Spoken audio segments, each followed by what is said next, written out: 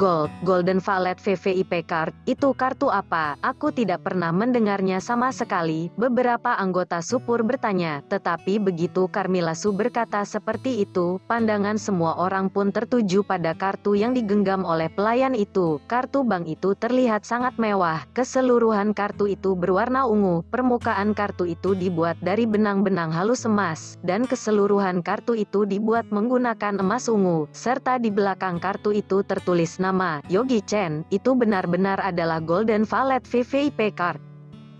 Kalau Golden Card Henry Sue hanya perlu deposit sebanyak 10 juta RMB, sekitar 20 miliar rupiah. Kalau begitu kartu Golden Valet VVIP Card ini pun depositnya mencapai 20 miliar RMB. Kartu Henry Sue dan Yogi Chen jauh miliaran juta. Golden Valet VVIP Card ini Martin Zhou saja tidak bisa mengurusnya, dan kemungkinan orang-orang Sichuan juga tidak bisa mengurusnya. Michelle Su dan Julia Tang pun terkejut oleh kata-kata Carmilla Sue. Mereka hanya terdiam dan terbengong melihat kartu itu.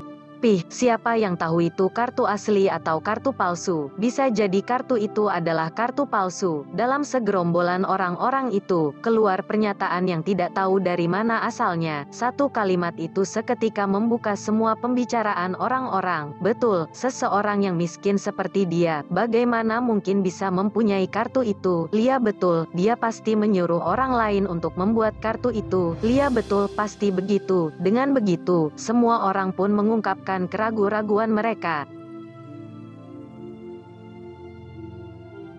Yogi Chen, walaupun kamu itu orangnya panikan seperti sampah, tetapi tidak perlu juga berpura-pura seakan kamu itu punya banyak uang. Henry Sue kembali mengejek, di dunia ini hanya ada dua hal yang tidak bisa disembunyikan. Yang pertama adalah batuk, yang kedua adalah miskin. Jadi kamu, bagus mengaku saja, dasar sampah. Kata-katanya tidak dimasukkan Yogi Chen ke dalam hati. Dia hanya tersenyum tanpa berbicara. Saat itu pula Michelle Su berjalan ke arahnya, dengan tatapan yang melihat kepergian pelayan itu. Dia memegang lengan Yogi Chen dan berkata, cepat ambil kembali kartu itu. Kamu berikan kartu palsu kepada orang, sangat memalukan sekali. Ambil kembali, kenapa harus ambil kembali? Yogi Chen tertawa dan berkata, bagaimana jika benar-benar bisa menggeseknya? Kata-katanya mengundang seluruh tawa penonton di sana. Hahaha, sungguh lucu sekali. Aduh, tolong bantu aku, perutku sakit karena tertawa. Beri kartu palsu ke orang, bagaimana mungkin bisa digesek? Jangan tertawa, bagaimana jika benar-benar bisa menggeseknya?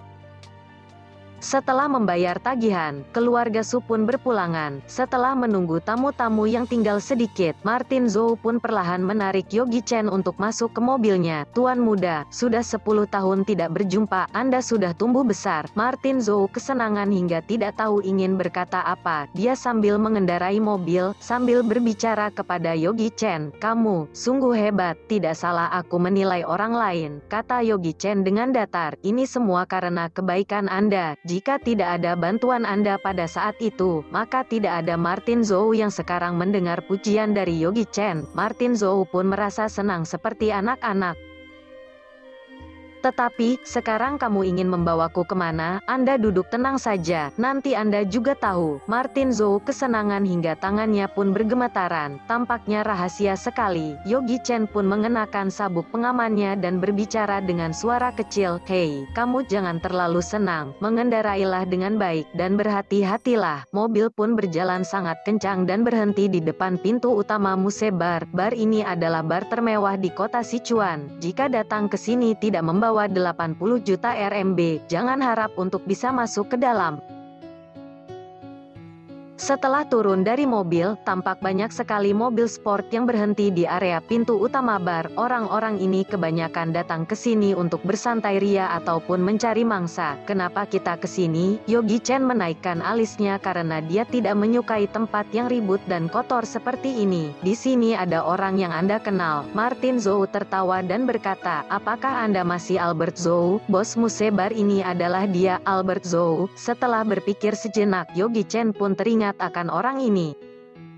Beberapa tahun yang lalu ketika dia masih menjadi tuan muda keluarga Chen, dia pernah berhubungan dengan orang ini. Saat itu Albert Zhou hanyalah seorang karyawan biasa yang tidak menonjol, karena pernah sekali kata-katanya membuat orang terkejut. Yogi Chen merasa bahwa orang ini bisa dibimbing menjadi orang hebat, maka saat itu dia mengusulkannya menjadi ketua pengawas. 2 tahun lamanya dia belajar di bawah arahan Yogi Chen, lalu Albert Zhou mengundurkan diri dan membuka bisnis sendiri. Tuan muda, Anda masuk terlebih dahulu, dan tunggulah aku di ruang privat, kata Martin Zhou. Aku dan Albert Zhou sudah menyiapkan sebuah hadiah untukmu, dan hadiah ini pasti kamu sangat menyukainya. Belum sempat Yogi Chen menjawab, Martin Zhou pun membalikkan tubuhnya dan pergi. Martin Zhou ini, Yogi Chen menggelengkan kepalanya dan berjalan masuk ke dalam bar. Tidak salah lagi jika bar Muse adalah bar terbaik di kota Sichuan. Sampai-sampai nona penyambut tamu mereka adalah wanita-wanita cantik yang terpilih. Saat ini perasaan Yogi Chen sangat baik. Dia tersenyum dan berjalan ke dalam. Tempat duduk bar saat ini sudah penuh oleh orang-orang. Suara-suara tempo musik pun memasuki telinga setiap pria dan wanita di dalam itu hingga mereka menggoyangkan tubuh mereka.